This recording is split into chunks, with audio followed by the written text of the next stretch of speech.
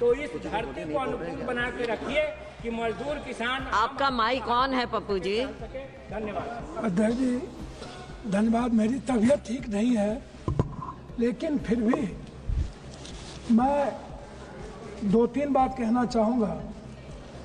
सिर्फ इस बात को लेकर के एक तरफ ट्रंप का आतंक है और दूसरी तरफ हमारा देश संवैधानिक आतंक से जूझ रहा है। मैं आपको थोड़ा सा सिर्फ दलाल स्ट्रीट की ओर ले जाना चाहूँगा।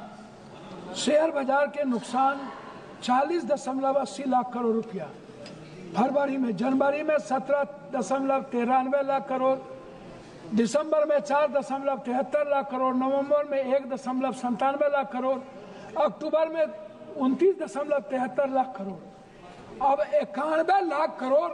ये दलाल स्ट्रीट का मामला है। दूसरा है PSU, 25 लाख करोड़ रुपया डूबे, जिसमें LIC 3 लाख करोड़, SBI 1.6 लाख करोड़, तीसरा 1.5 लाख करोड़, हल 1 लाख करोड़, उसके बाद NTPC 1 लाख करोड़, फिर तीसरा 1 लाख करोड़, फिर मतलब आप यदि उसको देखिएगा, बजट अनुपूरक 24-25 में भारत की वार्षिक मुद्रास्फीति 2025 में 4.31% गिर गई।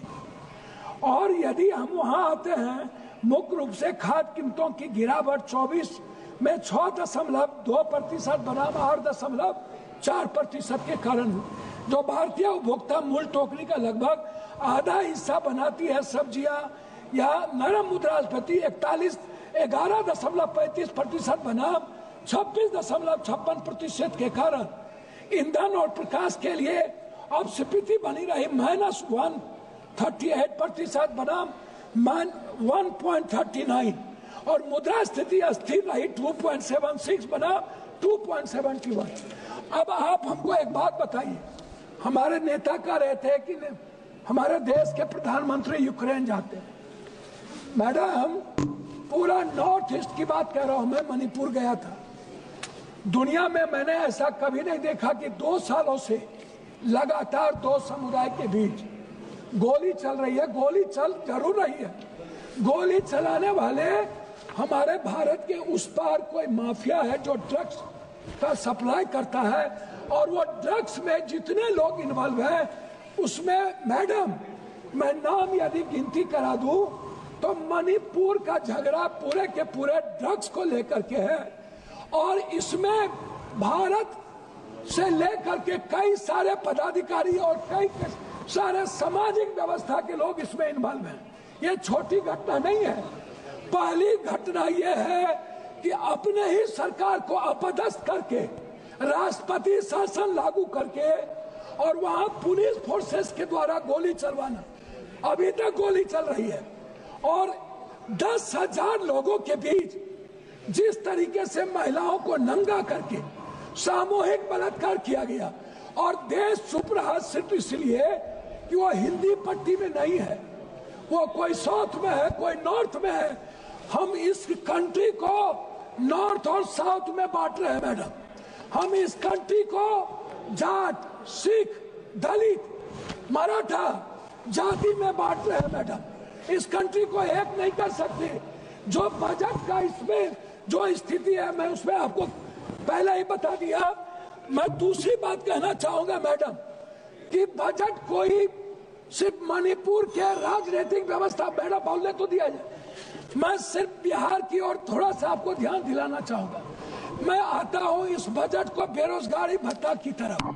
30,000 लगभग मैडम, 30 करोड़ लगभग लोग, बच्चियां और बेटे बेरोजगार हैं, अशिक्षित है। उस बेरोजगारी भत्ता पर बजट के लिए इस हिंदुस्तान की सियासत का कोई भी एक भी बजट के लिए कोई प्रावधान नहीं है। दूसरी तरफ मैडम, फार्मर्स की बात आती है। मैडम, फार्मर कितना है? 1 बीघा से 5 बीघा वाले जमीन वाले मैडम मात्र 3.2% लोग 5 से 10 बीघा है, और 10.1% है 1 बीघा से 5 बीघा। उसके बाद टोटल बटेदार है, दहियारी मजदूर है, बधुआ मजदूर है। ये किनको दे रहे हैं बीमा फसल योजना? फार्मर को, आप बटेदार को क्यों नहीं लाते? आप क्यों नहीं लाते बंधुआ मजदूर को? आप क्यों नहीं लाते? मैडम, मैं बात कर रहा हूँ, हम आना चाहते हैं रेहड़ी, मैं आना चाहता हूँ जो रेहड़ी पट्टी पर बेचता है, उनके लिए इनके पास कोई योजना नहीं है। मैडम, दूसरा चीज मैं आना चाहूंगा, जो सबसे बड़ा बोझ इस हिंदुस्तान पर है वो हेल्थ को लेकर और एजुकेशन को लेकर है। मैडम, आयुष्मान 5 लाख दे दीजिए, आयुष्मान के लिए कितने लोग उसमें प्रावधान है वो देख लीजिए।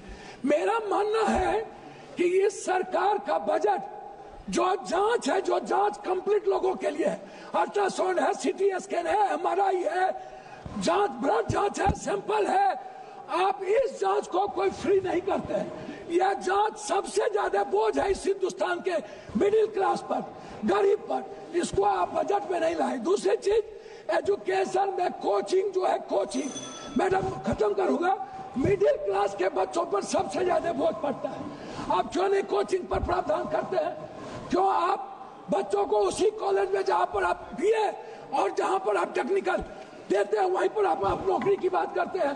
अंत में मैं मैडम आपसे 2 बात कहना चाहूंगा कि बिहार में मैडम हम आपसे एक बात जानना चाहेंगे। किसान की बात करते हैं, यह खाद कहीं पर भी नहीं मिलता है मैडम, कहीं पर भी 200-250 का खाद 450 में, 800 का खाद 1800-1200 में।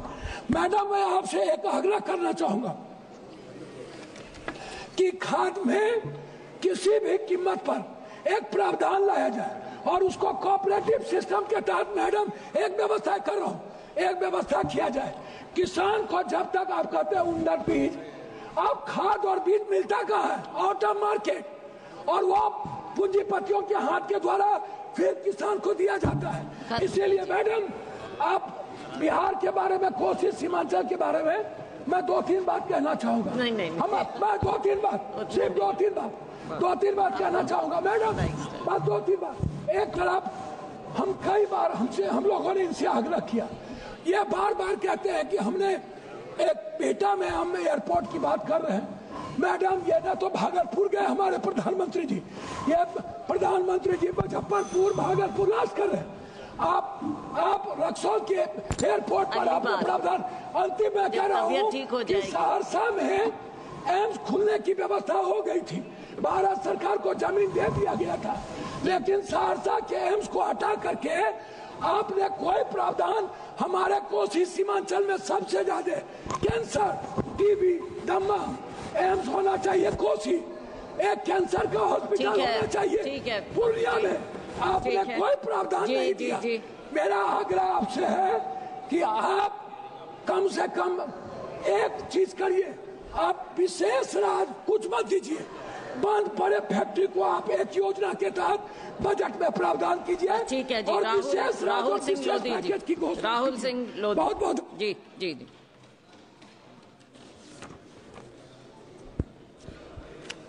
माननीय सभापति महोदय जी, मैं आपका आभार ज्ञापित करता हूं